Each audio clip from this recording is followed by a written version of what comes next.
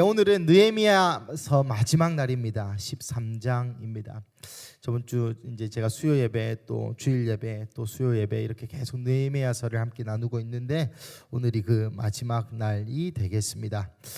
다들 아시겠지만 또 혹시나 까먹으신 분들 또 오랜만에 오신, 제가 이름은 따로 거론하지 않겠습니다만은 그런 분들을 위하여 좀 복습을 하고 오늘 13장 마무리까지 한번 해보도록 하겠습니다.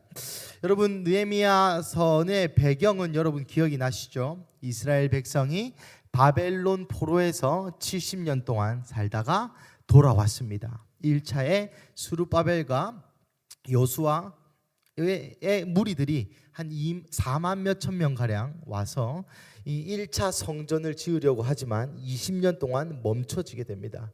그러고 나서 수르바벨이, 갑자기 소리가 이상해지네요. 이거 한 번만 틀어주시면 감사하겠습니다. 아깝게 좋았습니다.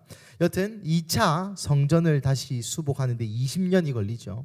그래서 이 70년 동안 포로기, 그 다음에 20년 동안 돌아는 왔지만 성전이 없었던 때, 요 20년의 성전이 세워지고 나서 또 80년이 지난 때에 느헤미야가 이스라엘 땅에, 예루살렘 땅에 돌아오게 됩니다.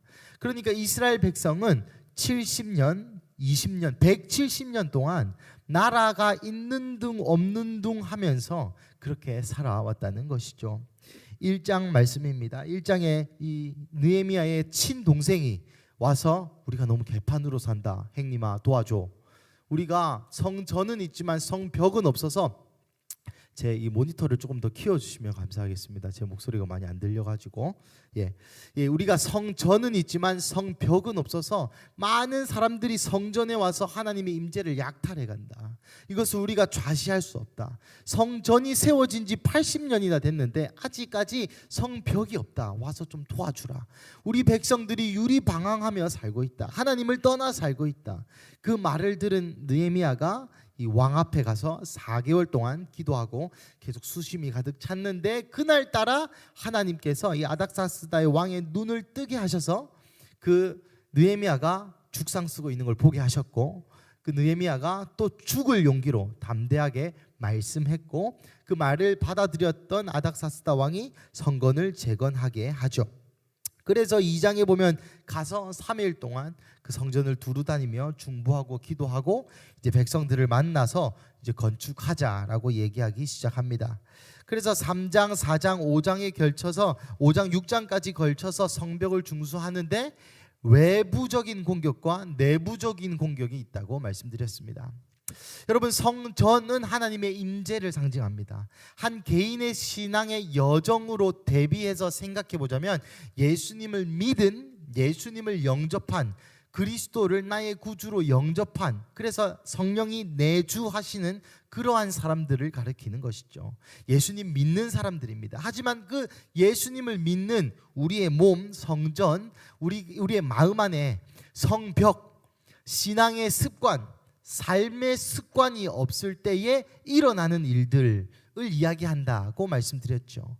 그런데 예수님은 믿지만 내 삶이 여전히 타협하고, 예수님은 믿고 나 예수님 너무 사랑하고 예배 때 눈물도 나고 예수님이 나를 위해 십자가에 못 박히신 게 너무 죄송하고 구주로 받아들여지고 믿어지고 그게 믿겨지고, 그렇지만 여전히 내 삶의 습관이 없을 때에 내 성전에 있는 하나님의 임재가 적들에 의해 계속해서 잔탈당한다는 것이죠. 나의 사명, 하나님의 말씀, 예수님을 사랑하는 마음, 어떤 형식으로 부르시든지 하나님께서 우리에게 하라고 하시는 그 말씀, 그 성전 안에서 뚝뚝 떨어지는 그 하나님의 임재가 월화수목금토에는 찾아볼 수 없는 그러한 인생 가운데 느헤미야를 통하여 하나님이 성벽을 쌓으라, 불편함을 감수하라, 너의 재산을 팔아라, 느헤미야처럼 그런 이야기를 4, 5, 6장을 통해서 계속합니다. 그래서 내부적인 요인들, 유대 사람들끼리 서로 싸우고 우리 먹을 거 없다, 그러니까 느헤미야가 자기 총독 월급도 다 팔고 받지도 않고 사람들에게 다 나눠주고, 한 달에 그때 얼마나 했습니까? 한 2천 몇백만 원 정도 됐습니까? 계속 돈 쓰고 모든 재산과 시간과 명예와 모든 것을 팔아서 성벽을 짓는 모습을 우리는 함께 보았습니다. 그리고 나서 6장에 다다르면 이제 음모가 있게 되죠. 야, 너 계속 성벽 지으면 나 왕에게 꼬지를 거야. 너 모가지가 날아갈 수도 있다. 내가 왕에게 너 반란 일으킨다라고 죄송합니다. 산발락과 도비아도 그 당시에 힘 있는 자들이었습니다. 도비아는 사마리아 총독이라고 제가 말씀드렸죠.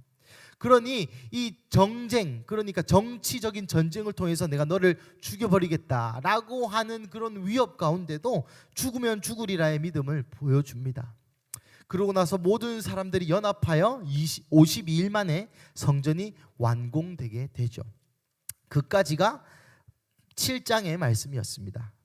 그러고 나서 8장, 그 완성된 성벽, 완성된 성전, 완성된 예루살렘 성 안에 성벽, 그러니까 삶의 습관만 완성되는 것이 아니라 그 안에 무엇을 가득 채운다고 하였습니까? 예, 말씀입니다. 말씀. 저 주일 예배 안 오셨습니까 혹시? 말씀을 가득 채우는 것이죠. 그래서 율법책을 읽었죠. 그래서 무엇을 깨달았다 했습니까? 이거 사경회를 계속했다 했죠. 1일부터 24일까지 계속 말씀을 나눕니다. 그러는 도중에 이스라엘 백성이 무엇을 깨달았다 했습니까? 9장 말씀. 그래서 제가 9장 읽으면서 많이 울었죠. 목사님이 저에게 그 카톡 오셔가지고 왜 이렇게 우냐고 미국에서 말씀하셨는데, 예, 저도 그 저번 주 설교는 다시 보지 않는 걸로 민망하더라고요. 너무 우니까. 여튼 9장의 말씀을 이스라엘 백성들이 깨달았습니다. 아, 하나님이 우리를 이렇게 신실하게 이끄셨구나. 하나님의 말씀대로 살지 않는 우리 때문에 우리가 70년 동안 그렇게 개고생을 하고서도 우리가 정신을 못 차렸구나. 그리고 에스라라는 성경학자를 13년 전에 보내셔서 또 계속 여러 가지 갖가지 모양과 선지자를 보내셔서 하나님 말씀대로 살아라 살아라 살아라 했는데 우리가 안 살았구나. 우리 선조들도 안 살았고 우리도 안 살았고 우리가 망하게 된 것은 하나님 때문이 아니라 우리 때문이구나. 앞으로 이 말씀으로 살아야겠구나라는 것을 깨달은 것이죠. 창조 때부터 출애굽, 이 족장 시대부터 출애굽, 사다시 쭉. 여러분 느헤미야가 성경에 제일 마지막에 있습니다. 느헤미야 시대 끝나고 그 다음에 중간기예요. 그러니까 느헤미야가 성경의 순서의 제일 마지막입니다. 역사서로 치면 요 끝나고 요까지 이 구약이라는 시대가 끝날 때까지 하나님이 얼마나 신실하게 이끄셨는지를 깨달은 것이죠. 그래서 백성들이 울고 회개하는 그런 장면이 1장부터 9장까지 8장 9장까지의 내용이었습니다. 그래서 10장 11장 12장은 사실 이 사람들의 명단들이기 때문에 제가 넘어갔습니다. 이 10장 11장 12장을 한마디로 요약하자면 12장 43절 한번 읽어보겠습니다. 12장 43절 시작. 이날에 무리가 큰 제사를 드리고 심히 즐거워하였으니 이는 하나님이 크게 즐거워하였습니다. 부녀와 어린아이도 즐거워하였으므로 예루살렘이 즐거워하는 소리가 멀리 들렸느니라. 아멘. 예루살렘 성을 느헤미야가 봉헌합니다.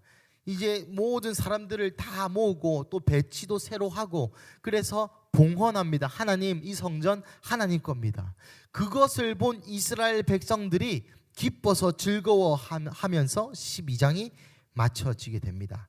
그로부터 1년 후 아마도 이 느헤미야 아닥사스다 왕이 야 느헤미야 잠시 와봐라 해서 오해도 좀 풀고 어떤 일이 있었냐도 좀 물어보고 그랬던 것 같습니다.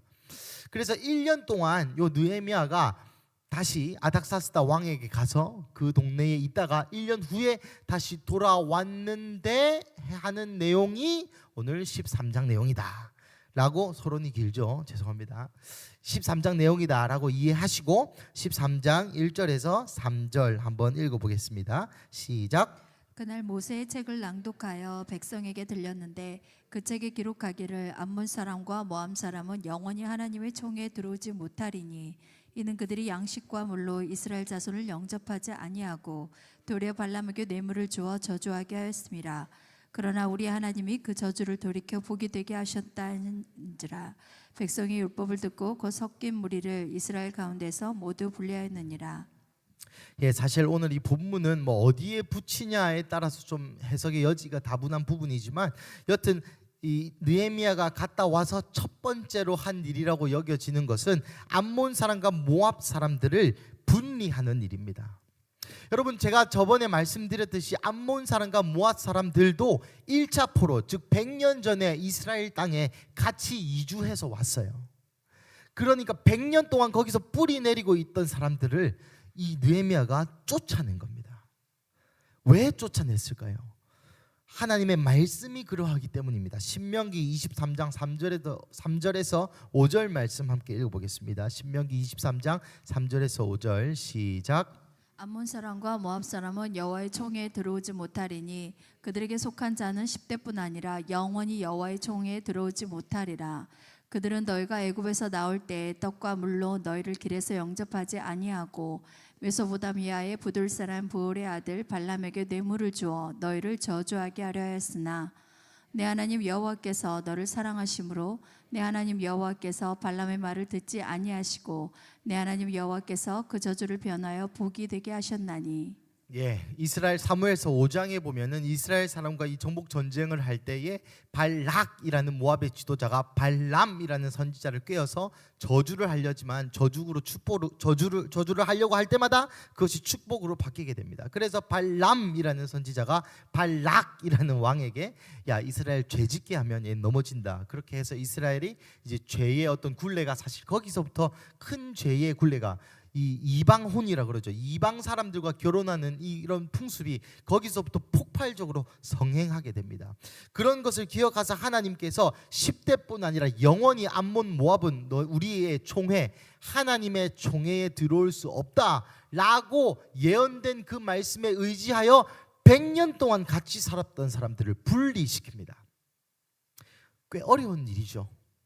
여러분, 100년 동안 서로 결혼도 했을 거고 서로 친구였을 거고 아버지들끼리 친구고 할아버지들끼리 친구고 뭐 예루살렘 땅덩이가 넓어봐야 얼마나 넓겠습니까? 그 안에 5만 명이 시작해서 100년 동안 살았다면 뭐 알 사람들은 서로 얽히고 설키고 다 알겠죠. 여러분, 명장일동에 제가 한 6년 정도 살고 있는데 대충 뭐 지나가다가 이웃 주민 보면은 많이 본 사람이네 이 정도는 알지 않습니까? 그런데 이 100년 동안 살았던 사람들 내치는 것이죠. 왜 그렇습니까?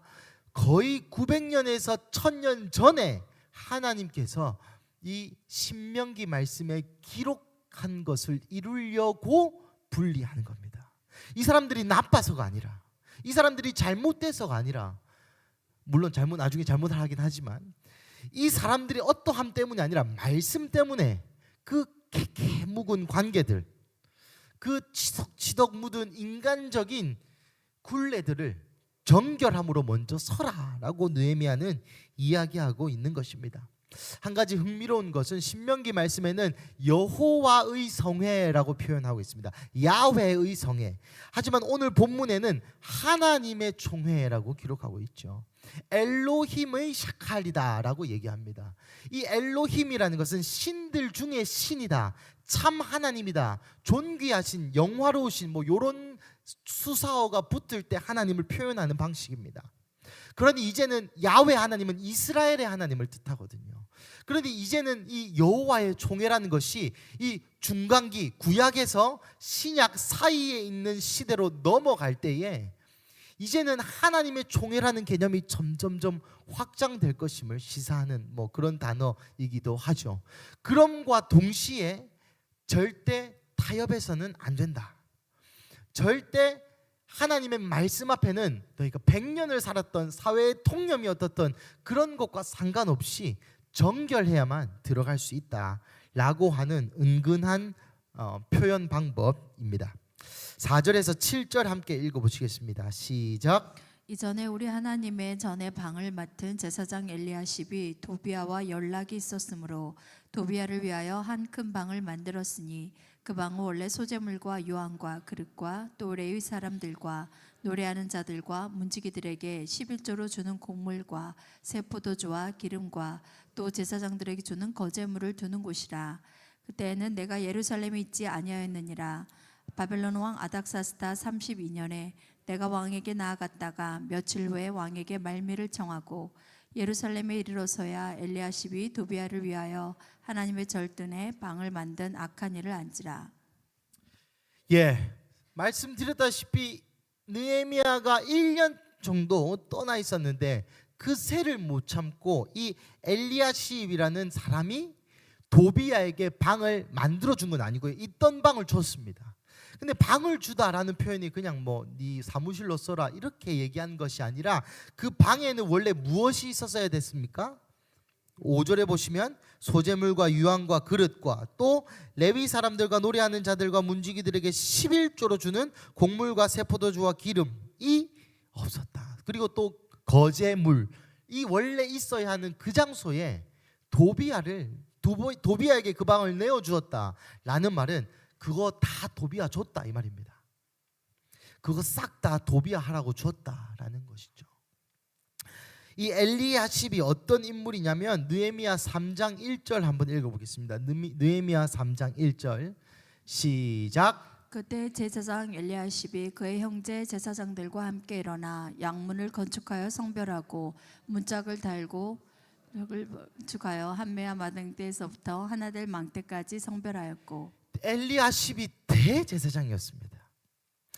언약궤에 가 있는 지성소로 들어갈 수 있는 권한이 있었던 1년에 한 번, 그 반차에 따라 또 다르겠지만 있었던 그 대제사장이 이런 짓을 한 거예요.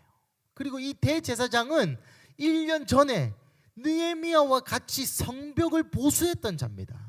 신앙이 있었고 노력을 했고 자기의 삶의 습관을 한쪽에는 칼을 차고 불편함을 감수하면서 주변 사람을 욕먹어가면서 성벽을 보수했던 자입니다.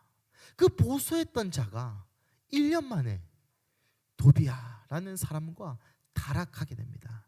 나중에 28절에 되면 나오겠지만 이 도비야는 이 도비야가 어떻게 엘리야십을 깨웠냐면 요 엘리야십의 증손주가 있습니다. 대제사장의 증손주, 그러니까 이 담임 목사님의 증손주면 윤희가 요 산발랏의 딸과 결혼을 합니다. 그러니까 윤희가 저기 그 동자승이랑 결혼을 했다 이런 말입니다. 그런 상황이에요. 근데 이 동자승의 주지스님이 요 도비야의 그 전문 용어로 따까리였습니다. 기억나시죠? 산발랏과 도비야가 성벽을 방해했죠. 그 당시 도비야는 사마리아 총독으로서 나이도 있고 어느 정도 위치와 지위가 있고 산발랏은 그 옆에 서서 이제 다음 대권을 노리는 그러한 상황인 거죠. 그러니까 산발랏이 자기 딸을 이렇게 주셔서 야 딸아, 네 남편한테 가서 너그 할아버지 증조 할아버지입니까? 증조 할아버지한테 좀 다리 좀 놔주라.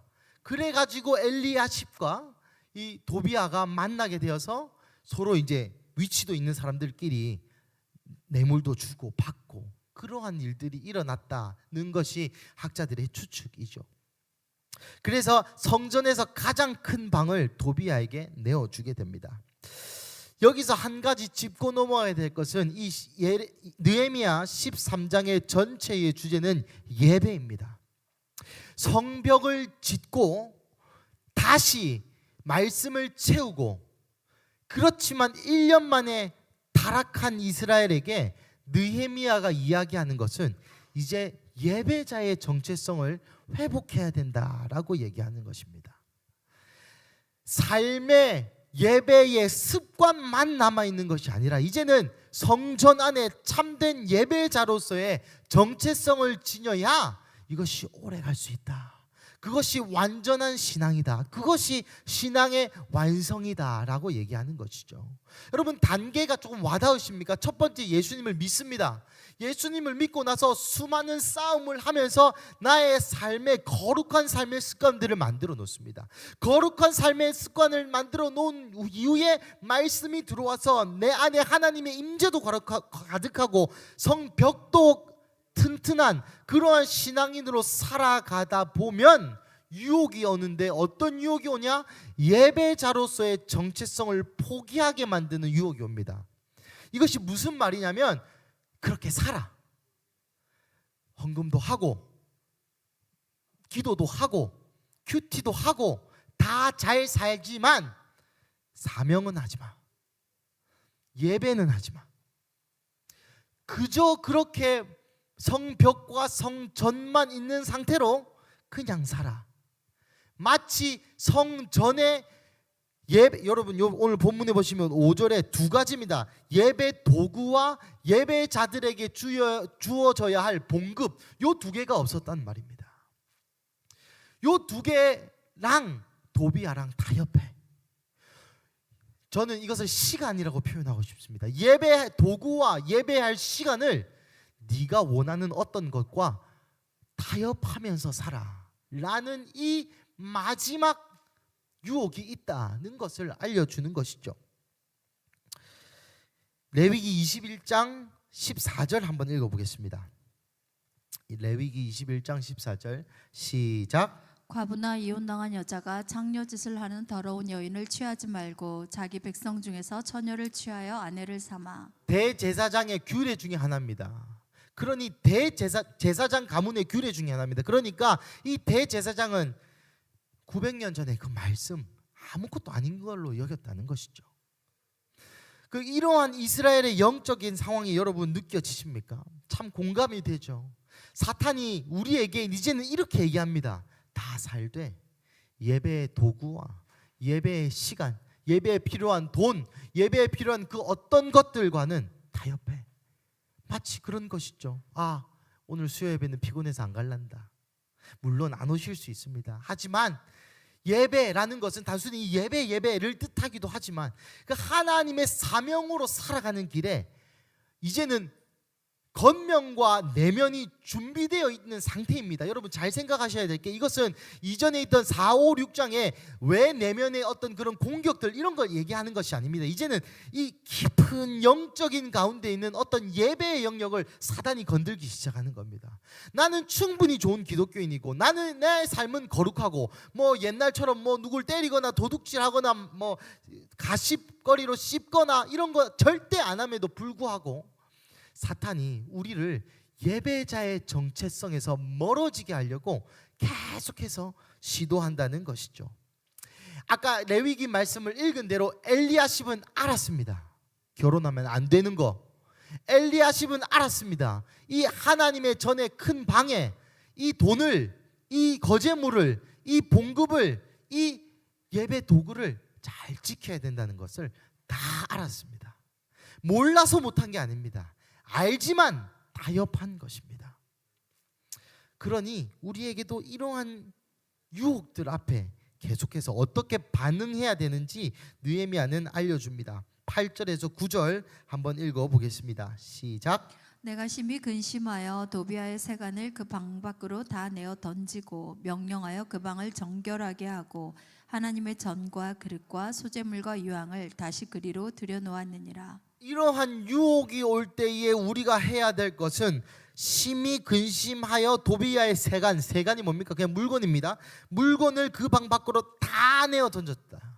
여기서 중요한 표현이 두 가지입니다. 심히 근심하다, 다 내어 던지다. 첫 번째, 심히 근심하다라는 것은 라아라는 단어인데 이것은 요나서 4장 1절에 나온 단어와 같은 단어입니다. 한번 읽어보겠습니다. 시작. 요나가 매우 싫어하고 성내며. 여러분 혹시 기억나십니까? 하나님이 요나에게 니느웨에 가가지고 말씀 전해라 이래서 요나가 싫어요 하다가 물속에 배속에 잠시 들어갔다가 이거 기억나시죠? 멀미 당하다가 나와서 이제 정신 차려서 대충 전했습니다. 그 30km의 반경에 이 그러니까 부산에서 양산까지 되는 그 모든 우리나라 우리 국민만 해도 한 300만 명 살죠. 그 당시에는 뭐 더 작았겠지만 그 정도 반경이 되는 넓은 지역을 초스피드로 전했어요. 대충 전했단 말입니다. 회개하세요 하든지 말든지 회개하세요. 뭐 그냥 전단지 붙이듯이 대충 했는데 사람들이 받아들여요. 그래서 요나가 열이 받습니다. 그 다음 2절에 보시면 뭐 안 틀어주셔도 됩니다. 하나님 처음 나한테 이렇게 얘기할 때부터 내가 이거 알았습니다. 내가 그러니까 안 한다 했지 않습니까? 내가 하기 싫다고 했는데 하나님 왜 우리의 저 적군인 일본 사람들 요즘 샬롬이가 있어가지고 이런 비유가 좀 참 그러네요. 저 일본 사람들에게 왜 구원을 주셔가지고 그걸 하나님께 노하면서, 여러분 이것은 경노하다라는 단어인데 이 화나다 그 이상의 단어입니다. 그러니까 화를 참지 못해서 뭔가 이런 단어입니다. 느헤미야가 성전에 사람들과 타협하는 것을, 다른 하나님 아닌 어떤 무언가, 예배의 영역에서 하나님 아닌 다른 어떤 무언가랑 타협하는 것을 보면서 먼저는 경노했습니다. 그리고 다 내어 던졌습니다. 요거는 좀, 이거는 좀, 요거는 좀 아껴두고, 요거는 좀 전문용어로 꼬불 쳐두고, 이거는 저같이 이 잔머리가 빠른 친구들은 이런 위기 상황이 들었을 때 다 당근에 팔던지 아니면 이거 다 팔아가지고 LED 바꾸는 데 쓰던지, 저 같으면 그랬을 것 같습니다. 하지만 여러분, 예배와 타협된 것에 대한 우리의 첫 번째 반응은 경노하고 그것을 다 내어 던져야 된다는 것입니다. 여러분, 핸드폰이 예배에 방해가 되십니까? 다 내어 던지십시오.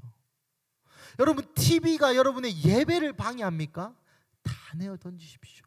어떤 인간관계가 여러분 예배를 방해합니까?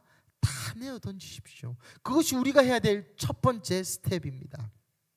10절에서 14절 함께 또 읽어보겠습니다. 시작. 내가 또 알아본즉 레위 사람들이 받을 몫을 주지 아니하였으므로 그 직무를 행하는 레위 사람들과 노래하는 자들이 각각 자기 밭으로 도망하였기로 내가 모든 민장들을 꾸짖어 이르기를 하나님의 전이 어찌하여 버림바 되었느냐 하고 곧 레위 사람을 불러 모아 다시 제자리에 세웠더니 이에 온 유다가 곡식과 새 포도주와 기름의 15조를 가져다가 곳간에 드림으로 내가 제사장 살레미야와 서기관 사독과 레위 사람 부다야를 창고지기로 삼고 마따나의 손자 삭굴의 아들 하난을 버금으로 삼았나니 이는 그들이 충직한 자로 인정됨이라. 그 직분은 형제들에게 분배하는 일이 일이었느니라. 내 하나님이여, 일로 말미암아 나를 기억하옵소서. 내 하나님의 정과 그 모든 직무를 위하여 내가 선행한 선한 일을 도발하지 마옵소서. 참 도비아는 나쁜 사람이죠. 이 레위인들에게 요 11조는 유일한 수입원이었습니다. 요거 없으면 못 먹고 산다 이 말입니다. 그래서 자기 밭으로 다 도망하였죠. 왜? 먹고 살려고. 여러분, 이 가난한 적 여러분 다 있으셨죠. 저도 뭐 지금은 또 옛날보다 조금 나아졌지만 그래도 여전히 가난한 축에 속하며 또 뭐 풍요로울 때가 인생에 막 많이는 없었던 것 같습니다. 이 레위인들도 이 가난한 사람들 중에 가난한 사람들이었어요. 여러분 생각해 보십시오. 이스라엘이 성전을 대하는 태도가 이런 식인데 레위인들 대우나 제대로 해줬겠습니까? 그 있는 10분의 1, 11조도 도비한테 다 팔아넘겨요. 여러분, 사실 엘리야십은 대제사장으로서 레위인들을 책임져야 될 책무가 있었던 사람입니다. 레위인들이 성전을 섬기는 사람들 아닙니까? 그러니까 성전의 리더였던, 영적인 리더였던 대제사장이 돌봐야 할 레위인을 오히려 배척하고 돈도 주지 않고 다 쫓아내보냈다는 것이죠. 여러분, 이 말씀에 하나 흥미로운 것이 있습니다. 도비야와 엘리야십 그리고 이스라엘 백성들이 더럽혔던 것은 그 방입니다. 무슨 말이냐면 예배의 시간과 예배의 도구를 없앴더니 어떤 결과가 나타났습니까? 레위인이 떠나게 됩니다. 레위인을 직접적으로 핍박하고 조지고 그러지 않았습니다. 그 방을 더럽혔더니 레위인들이 떠나갔습니다. 이것이 무슨 의미냐면 우리의 영적인 레위인을 우리가 어떻게 대우하느냐에 따라 우리의 예배자의 정체성이 살거나 죽게, 우리의 영적인 레위인이 떠날 수 있다는 것입니다. 이런 식으로 참 타협하기 쉽죠. 나 예배하는 마음 있어. 나 하나님께 예배하고 싶어. 나 하나님 예배하는 거 좋아해. 나는 하나님 예배하는 사람이지 라고 완전한 성벽을 보면서 자기를 위로하면서 착각하면서 그렇게 살지만 사실 내 영적인 레위인에게는 어떠한 봉급도 어떠한 도구도 주지 않는 것이죠.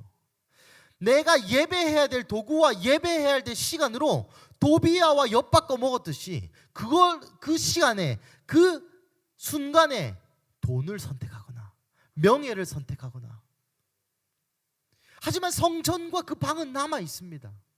하지만 내가 그런 식으로 내 아내 레위인을 대우할 때마다 내 레위인, 내 아내 영적인 레위인, 예배자의 정체성은 떠난다는 것입니다.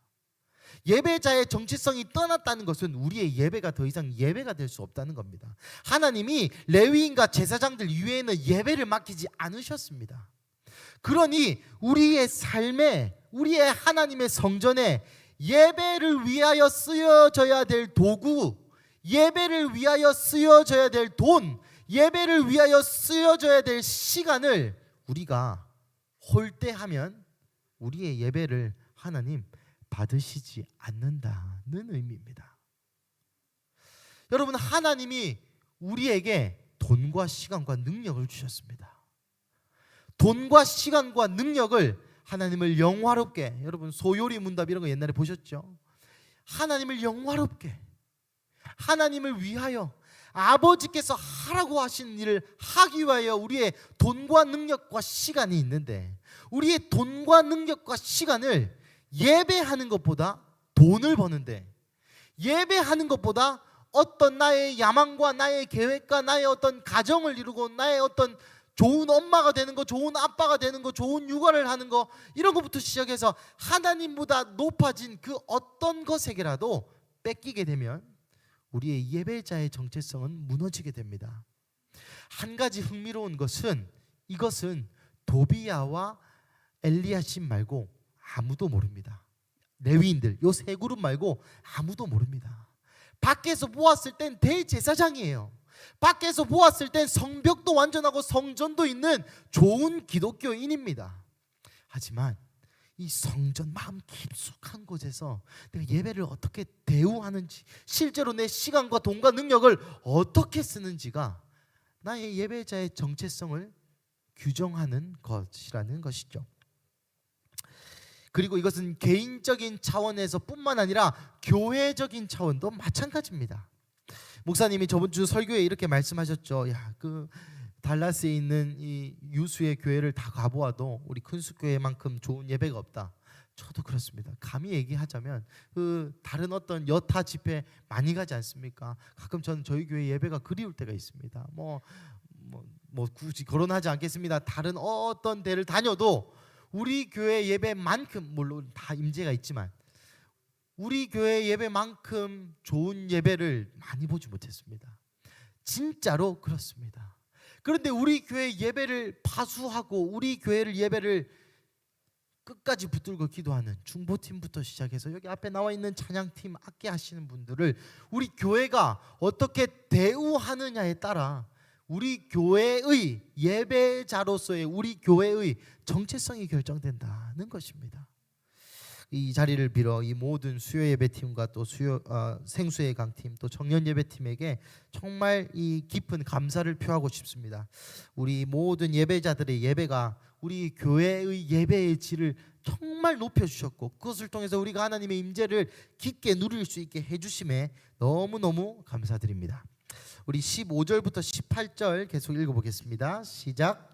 그때 내가 본즉 유다에서 어떤 사람이 안식일에 술투를 밟고 곡식단을 나귀에 실어 운반하며 포도주와 포도와 무화과와 여러 가지 짐을 지고 안식일에 예루살렘에 들어와서 음식물을 팔기로, 그날에 내가 경계하였고, 또 두로 사람이 예루살렘에 살며 물고기와 각양 물건을 가져다가 안식일에 예루살렘에서도 유다 자손에게 팔기로, 내가 유다의 모든 귀인들을 꾸짖어 그들에게 이르기를, 너희가 어찌 이 악을 행하여 안식일을 범하느냐?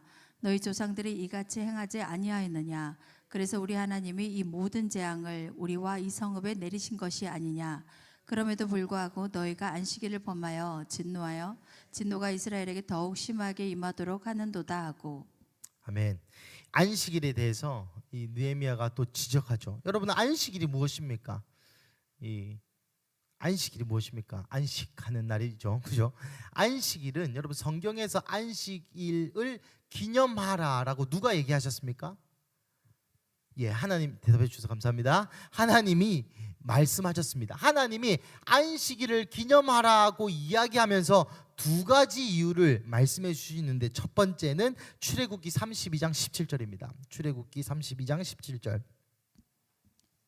여호수아가 백성들의 요란한 소리를 듣고 이거 모세에게 맞습니까? 말하되 진중에서 싸우는 소리가 나나이다.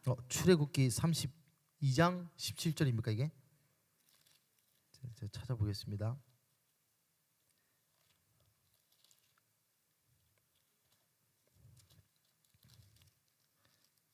예, 죄송합니다. 20장 출애굽기 20장 11절입니다. 출애굽기 20장 11절 함께 읽어보겠습니다. 출애굽기 20장 11절 시작. 이는 엿새 동안에 나 여호와가 하늘과 땅과 바다와 그 가운데 모든 것을 만들고 일곱째 날에 쉬었습니다. 그러므로 나 여호와가 안식일을 복되게 하여 그날을 거룩하게 하였느니라. 네, 좀 띄워주시고 여기 보면 하나님이 왜 안식일을 지키라고 하셨습니까? 안식일의 이유가 뭡니까? 그렇죠. 안식일의 이유는 창조입니다. 창조주 하나님을 기억하라고 안식일을 만든 거예요. 십계명을 모세에게 주실 때에 창조주 하나님을 기억하라. 내가 창조하고 엿새 동안 창조하고 하루 쉬었으니 내가 창조한 것과 또 하루 쉰 것을 기념하라. 7일 동안에 천지 창조, 내가 창조주 하나님인 것을 너희가 안식일 날 기억해라 라고 해서 만든 것이 안식일입니다. 저번 주 주일날 창조주 하나님을 느끼셨죠? 할렐루야입니까? 두 번째, 그래서 창조, 첫 번째 창조, 안식일에 창조주 하나님을 느끼는 시간입니다. 창조주 하나님을 통하여 또 창조하신 세상을 통하여 하나님께서 창조하셨구나라는 것을 느끼고 그 창조주 하나님과 안식, 편안한 쉼, 교제, 충분한 친밀감을 누리는 것이 안식일의 첫 번째 의미입니다. 그리고 두 번째 의미는 무엇일까요? 신명기 5장 15절입니다. 신명기 5장 15절. 함께 읽어보겠습니다. 시작. 너는 기억하라. 내가 애굽 땅에서 종이 되었더니 내 하나님 여호와가 강한 손과 편팔로 거기서 너를 인도하여 내었나니 그러므로 내 하나님 여호와가 내게 명령하여 안식일을 지키라 하느니라. 띄워주시고 신명기는 모세가 이스라엘 가나안 땅 보내기 전에 하는 잔소리와 같은 책입니다. 분명히 첫 번째 십계명에서는 창조주 하나님을 기억하기 위해서 네가 안식일을 지켜라고 얘기했는데 이게 두 번째 돌판에 쓰여져 있는지 어떤지 잘 모르겠습니다만은 그 이유가 모세가 얘기하기를 하나님이 얘기하기를 너희가 안식일을 지키는 이유가 여기는 뭐라고 나와 있습니까? 맞습니다. 부끄러워하지 마시고 맞습니다. 출애굽입니다. 출애굽 구원이라는 것이죠. 그래서 저희가 안식일을 기념하는 이유는 창조와 구원입니다. 창조주 하나님과 우리를 구원하신 누굽니까? 예수님. 격가지로 잠시 세자면 이 이스라엘 사람들은 금요일 날 안식일 샤브옷을 지냅니다. 샤바지라고 하죠. 근데 왜 우리는 주일날, 일요일날 지낼까요? 왜냐하면 이 구원의 완성이 부활로 이루어졌기 때문입니다. 그러니까 부활로 구원의 완성이 되었기 때문에 우리는 부활을 기념하면서 그와 동시에 창조하신 하나님과 부활하신 예수님과 그 부활하신 예수님의 부활을 통해서 구원받은 것을 성경에 입각하여 우리가 기념하는 것입니다. 그래서 주일은 여러분 창조하신 하나님과 우리를 구원하신 예수님 그리고 부활하신 예수님 또 다시 오실 예수님을 충분히 느끼는 날이 주일입니다. 우리 좌우 가족에게 이렇게 물어보시기 이번 주 그런 시간이셨죠? 이번 주 그런 시간이셨죠? 그렇습니다. 다시 돌아와서 이 안식일 예배 여러분 이때는 구약의 마지막이라고 제가 말씀드렸습니다. 고로 이 창조하신 하나님과 출애굽하게 하신 하나님을 안식일에 기억하는 것을 회복하라 라고 이야기하는 것입니다. 결국 예배의 회복이죠. 그런데 느헤미야가 화난 것은 무엇이었습니까? 안식일에 팔고 안식일에 짐을 운반하는 것 때문에 열이 받았습니다. 이것은 왜 안식일에 율법을 안 지켜? 라는 단편적인 이야기가 아니라 첫 번째 말씀 아까 얘기 들은 것처럼 영적인 안식일의 회복을 넘어서 삶의 예배를 드리지 못한 것을 상징합니다. 삶의 예배라는 것은 하나님이 말씀하신 대로 안 지켜서 열받은 겁니다. 만약에 하나님이 안식일에는 무거운 짐 옮겨도 되고 안식일에는 뭐 팔아도 된다 했으면 느헤미야가 열받지 않았을 것입니다. 안식일에 하나님이 하라고 하신 그 말씀대로 살지 못했기 때문에 느헤미야가 화가 난 것이죠. 이것을 통해서 우리에게 시사하는 바는 무엇입니까? 우리의 주일 예배가 회복돼야 됩니다. 주일 예배에 와서 그냥 우리의 상처만 치유받고 눈물만 흘리고 뭔가 좋은 느낌을 느끼고 가는 것이 아니라 진짜 이 세상을 창조하신 분이 누구신지, 내 몸을 창조하신 분이 누구신지, 내 돈을 들고 계신 분이 누구신지, 내 가족을 창조하시고 이 지구를 창조하시고 이 역사를 창조하신 분이 누구신지를 명확히 깨닫고, 또 내 인생에 수많은 문제들이 있지만은 그 문제를 넘어서 죽음으로 우리를 구원하신 예수님과 부활로 죽음을 이기신 그 어린 양과 또 다시 오실 그 예수 그리스도를 주일마다 안식일마다 우리가 느껴야만 한다는 것이죠. 그 회복이 우리 모든 가족 가운데 있기를 축복합니다. 그리고 두 번째, 하나님이 하라고 하신 말씀을 지키는 삶의 예배를 드려야 된다는 것입니다. 옮기고 말고가 중요한 것이 아닙니다. 짐을 들고 말고 두로 사람들이 와서 팔고 말고가 중요한 것이 아니라 하나님이 말씀하신 그대로 지키는 것이 중요한 것입니다. 이 자스민 전도사님께서 저번 주에 설교를 하셨는데 하나님이 자기에게 3시간 하루에 기도하라 하셨답니다.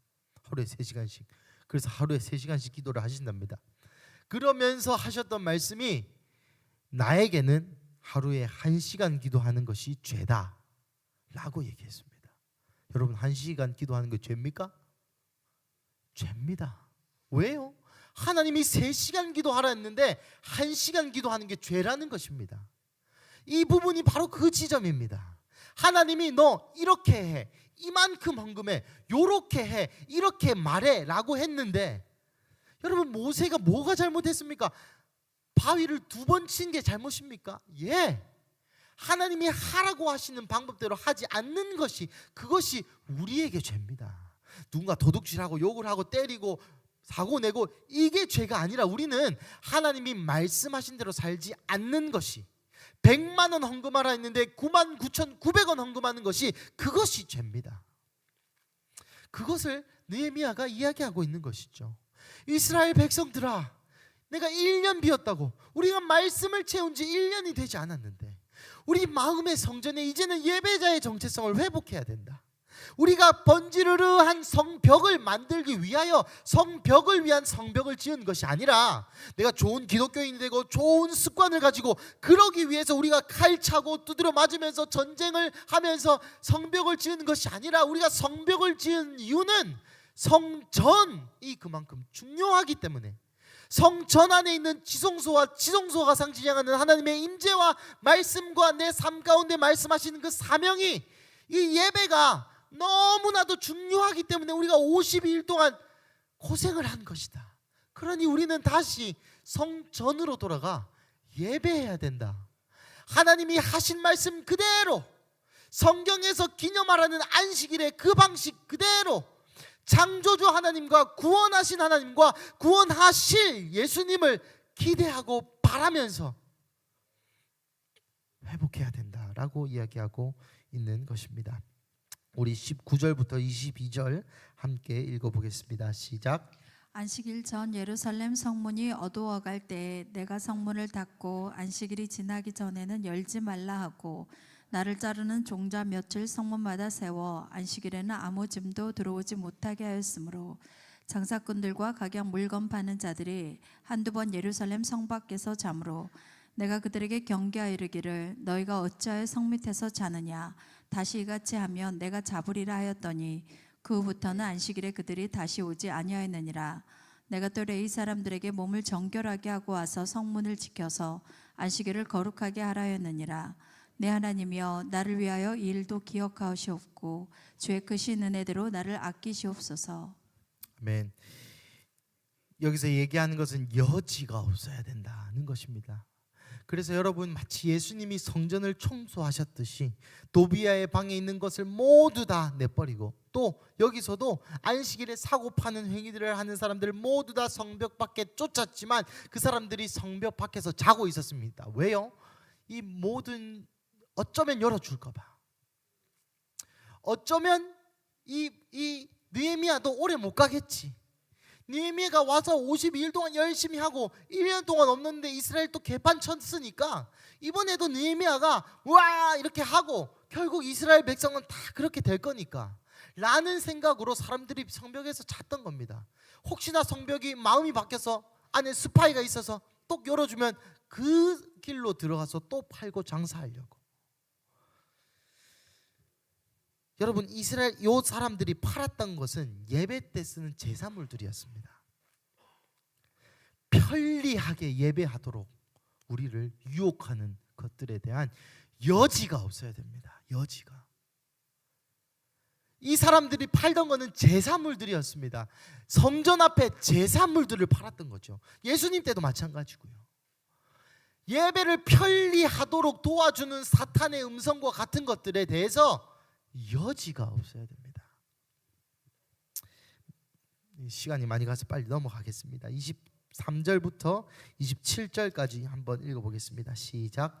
그때 내가 또 본즉 유다 사람이 아스돗과 암몬과 모압 여인을 맞아 아내로 삼았는데 그들의 자녀가 아스돗 방언을 절반쯤은 하여도 유다 방언은 못하니 그 하는 말이 각 족속의 방언이므로 내가 그들을 책망하고 저주하며 그들 중 몇 사람을 때리고 그들의 머리털을 뽑고 이르되 너희는 너희 딸들을 그들의 아들들에게 주지 말고 너희 아들들이나 너희를 위하여 그들의 딸을 데려오지 아니하겠다고 하나님을 가리켜 맹세하라 하고 또 이르기를 옛적에 이스라엘 왕 솔로몬이 이 일로 범죄하지 아니하였느냐. 그는 많은 나라 중에 비길 왕이 없이 하나님의 사랑을 입은 자라. 하나님이 그를 왕으로 삼아 온 이스라엘을 다스리게 하셨으나 이방 여인이 그를 범죄하게 하였나니 너희가 이방 여인을 아내로 맞아 이 모든 큰 악을 행하여 우리 하나님께 범죄하는 것을 우리가 어찌 용납하겠느냐. 아멘. 마지막으로 느헤미야가 지적하였던 예배는 바로 신앙의 전수, 가정에서의 예배였습니다. 유다 사람, 여러분 유다 사람이란 것은 예수님의 핏줄이요 왕족이요 왕의 가문이라는 뜻입니다. 대체적으로 다 귀족이란 얘기죠.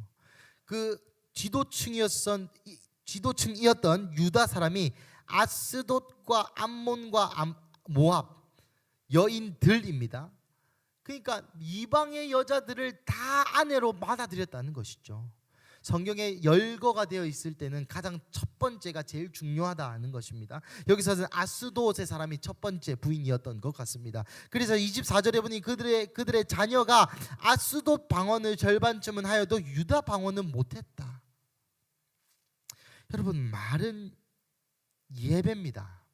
예배. 여러분 먼저 아스돗에 대해서 설명드리자면 아스돗은 다곤 신을 섬기는 도시입니다. 요 다곤 신은 인어공주 신입니다. 우리가 그렇게 많이 들었던 바알 신의 아버지 신 되는 사람입니다.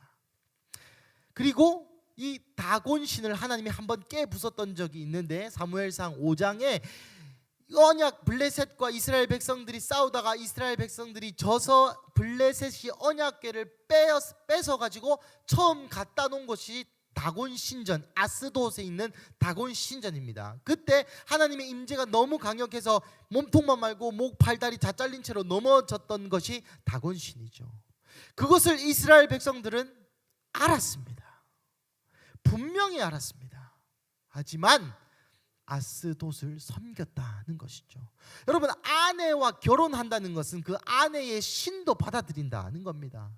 여러분 말은 예배입니다. 여러분 제가 요즘 윤희와 하는 놀이가 있습니다. 다윗과 골리앗 놀이. 한 50번씩 합니다. 내가 다윗 할게, 아빠가 골리앗 해, 야 뿅 이러고, 이제 아빠가 다윗 해, 내가 골리앗 할게, 야 뿅. 그런 놀이 한 30번 하다 보면 자기가 그 물맷돌 없다고 자기 사달라고. 그리고 여러분 주기도문 외우는 거, 또 하나님이 누구고 뭐 골리앗이 누구고 노아가 어떻게 방주 만들었고 다니엘이 왜 사자굴에 빠졌고, 여러분 이런 대화를 하는 교육이 신앙 교육이 되는 겁니다. 그래서 뭐 저는 또 그 또 목사기 때문에 윤희야 근데 이 드라마는 이 애니메이션 잘못됐어. 다니엘이 사자굴에 빠졌을 때는 할아버지야. 그래서 다니엘 할아버지라고 불러. 뭐 이렇게 또 꼰대짓도 하고. 여러분 언어는 예배입니다. 이렇게 여러분 제가 이렇게 윤희를 키우지 않습니까? 아까 동자 스님이 있다 칩시다. 그럼 윤희랑 동자 스님이랑 서로 대화를 합니다. 윤희는 주기도문을 외우는데 여기는 반야심경을 외워요. 대화가 되겠습니까? 아스돗의 말은 여러분 요가를 왜 하면 안 되냐면 요가의 모든 언어들이 예배의 단어입니다. 힌두의 예배의 언어를 차용해서 뭔 자세, 뭐 나무 자세, 뭐 뒤집는 자세 이런 걸 얘기하는 것이 그런 것처럼 아스돗의 말을 배웠다는 것은 다곤신을 예배하는 말을 배웠다는 거예요. 여러분들 히브리어 유다 말에 얼마나 깊은 하나님의 진리가 담겨 있는지 아십니까? 일본 사람들이 처음 한국에 들어와서 민족 말살 정책을 했을 때 말을 못 배우고 있습니다. 말이란 건 그렇게 중요하다는 것이죠. 그런데 유다 사람이 이 핏줄을 통해서 예수님을 잉태해야 되는 그러한 사명을 가진 족속이 자기의 자식놈들을 아스돗의 방언을 가르쳤다는 것이죠. 여러분 이것은 심각한 타락입니다. 가정의 예배가 무너진 것을 현저히 보여주는 것이죠. 저번 주 오 목사님께서 이 수요 예배 때 말씀해 주셨듯이 이 신앙의 전수, 가정에서의 예배가 무너지면 어떻게 되는지를 현저히 보여주는 것입니다. 그래서 그 가정의 예배를 회복해야 된다는 것이죠. 아이들에게 아스돗의 방언, 돈을 숭상하는 가치관 그런 말들, 또 하나님을 극단적으로 사랑하게 하는데 방해가 되게 하는 사상들, 여러분 못해 먹고 살겠습니까? 아이들이 하나님을 추구해도 못해 먹고 살겠습니까? 마지막으로 28절부터 31절 함께 읽어보겠습니다. 이 예배팀 올라와 주시면 감사하겠습니다. 28절부터 31절 함께 읽겠습니다. 시작. 대제사장 엘리야십의 손자 요야다의 아들 하나가 호른 사람 산발랏의 사위가 되었으므로 내가 쫓아내어 나를 떠나게 하였느니라. 내 하나님이여, 그들이 제사장의 직분을 더럽히고 제사장의 직분과 레위 사람에 대한 언약을 어겼사오니 그들을 기억하옵소서. 내가 이와 같이 그들에게 이방 사람을 떠나게 하여 그들을 깨끗하게 하고 또 제사장과 레위 사람의 반열을 세워 각각 자기의 일을 맡게 하고 또 정한 기한에 나무와 처음 익은 것을 드리게 하였사오니 내 하나님이여, 나를 기억하사 복을 주옵소서. 아멘. 그 마지막으로 느헤미야가 이렇게 요약하죠. 주님, 그래서 내가 예배를 할 수 있도록 모든 것을 청결히 했고 기억하여 주십시오. 사실 31절의 말씀은 오늘 13장 본문 가운데 3번이나 나옵니다. 나를 기억하여 주십시오. 나를 기억하여 주십시오. 나를 기억하여 주십시오. 여러분 느헤미야가 이 예배에 관한 이야기를 하면서 나를 기억하사라는 표현을 많이 쓴 까닭은 이것이 예배라는 것입니다. 고람데오라고 얘기하죠. 하나님 앞에서 하나님 말씀으로 하나님이 하라고 하신 것을 이루는 그 삶, 그것이 우리의 성전이 예배로 가득 차는 삶. 말씀을 마무리하겠습니다. 여러분, 느헤미야는 구약의 마지막 책입니다. 말라기보다 어쩌면 더 마지막 책입니다. 이 마지막에 느헤미야가 자기의 인생을 던져서 외쳤던 말씀은 예배를 회복하라는 것이었어요.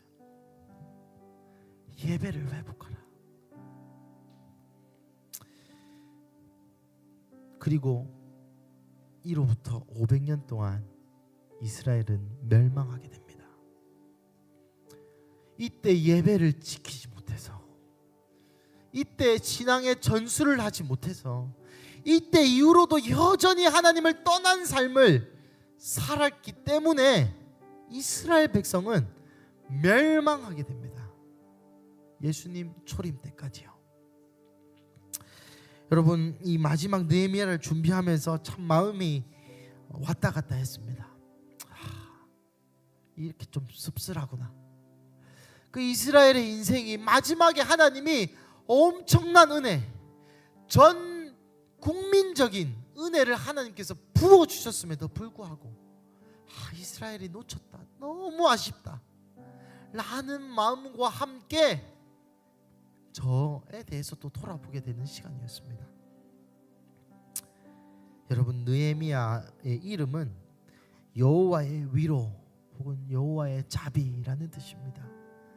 이 위로와 자비는 라함이라는 단어에서 왔는데 어미의 자궁에서 나오는 모성애와 같은 위로와 자비라는 이야기입니다. 여러분, 느헤미야라는 이름과 느헤미야의 인생과 이스라엘 상황과는 너무 달라 보이지 않습니까? 이것을 묵상하던 와중에 저는 이런 마음이 들었습니다. 하나님의 마지막 자비와 위로는 예배구나. 이 예배가 무너지면 다 무너지는구나. 가정에서의 예배가 무너지면 여러분, 자녀들이 예수님을 믿을 수가 없습니다. 교회에서의 예배, 레위인들을 대접하는 게 소홀해지면 교회의 예배가 회복될 수가 없습니다. 우리 마음의 성전에 예배자들의 도구, 예배 시간, 예배에 쓰여지는 돈, 능력, 기술, 시간, 어떤 것이든 그것을 그 방이 비어지게 되면 레위인들은 떠날 수밖에 없는 것이죠. 레위인들이 떠나게 되면 예배가 없어지게 되고, 예배가 없어지게 되면 하나님의 진노가 다이렉트로 우리에게 오게 되는 겁니다. 사랑하는 가족 여러분, 하나님은 우리에게 오늘 이 시간도 예배에 관해서 이야기하고 있습니다. 예배하지 않으면 죽게 됩니다. 근데 중요한 것은 무엇입니까? 받아들여지지 않는다는 거예요. 직장을 잃으면 내 삶이 무너질 것 같고, 당장 내 통장에 100만 원, 200만 원씩 안 꽂히면 인생이 무너질 것 같고, 내 불투명한 미래가 눈앞에 있는 것 같으면 내 마음이 지하 100층으로 내려가고, 내가 기분 나쁜 말 한마디 들으면 교회도 나가고 싶었지만 예배를 하지 않는다고 해서 전혀 상관이 없는 우리의 인생, 주일날 창조주 하나님과 부활하신 예수님과 다시 오실 예수님을 만나지 못했는데도 불구하고 전혀 평안한 내 인생. 저도 이렇게 말씀을 전하지만 이 말씀 안에서 제 삶이 변화되지 않는 것을 직면하게 될 때에 눈물조차 나지 않는 그런 현실. 제가 아이를 가져서인지 마지막으로 이 가정에서 신앙의 전수, 여러분, 우리의 자녀들을 예수 믿지 못하게 하는 건 오히려 우리일 수 있습니다. 우리의 자녀들이 극단적으로 하나님을 사랑하는 데 방해되는 건 오히려 우리의 신앙일 수 있는 것이죠. 사랑하는 가족 여러분, 느헤미야 말씀을 통해서 여러분 어떤 것을 느끼셨는지 모르겠습니다. 하지만 이 느헤미야의 마지막이 이 예배의 회복, 레위인과 제사장들의 회복인 것에 대해서 저는 정말 기뻤습니다. 이게 하나님의 자비구나. 수백 년 동안 하나님을 떠나 살았다 하더라도 이 예배를 붙잡는 민족 가운데, 이 예배를 사수하는 사람들 가운데에 하나님 자비, 하나님 은총이 있겠구나 하는 그 희망이 생겼습니다. 사랑하는 가족 여러분, 이제 함께 찬양으로 나아가실 때 그런 마음을 가지셨으면 좋겠습니다. 예배하지 않으면 죽는다. 예배하지 않으면 500년 동안 이스라엘이 없었던 것처럼 우리의 자녀들이 아스돗의 방언을 배우고 우리의 마음의 성전에 예배의 시간과 예배의 도구가 있어야 함에도 불구하고 돈과 명예와 내 장밋빛 인생과 평안한 삶과 좋은 직장과 편하게 사는 삶이 있는, 각자의 영역 가운데, 각자의 심령 가운데 성령님 어떻게 말씀하시는지는 모르겠지만 그 무너진 곳, 여러분의 인생 가운데 예배가 없는 그곳에 주님, 내가 예배하지 않으면 죽는다는 이 사실이 좀 깨달아지게 하여 주십시오. 하나님, 대충 예배하고 대충 사랑하고 대충 흘러가는 게 아니라 내 문제만 해결하기 위해서 내 인생을 연명하면서 살아가는 것이 아니라 하나님, 예배자로서의 정체성, 하나님, 예배자로서의 부모, 예배자로서의 교회, 예배자로서의 나, 다시 한번 우리를 예배자로 부르시는 그 하나님의 음성 앞에 반응하며 찬양하며 나아가시겠습니다. 우리 찬양하면서 주님 앞에 나아가시겠습니다.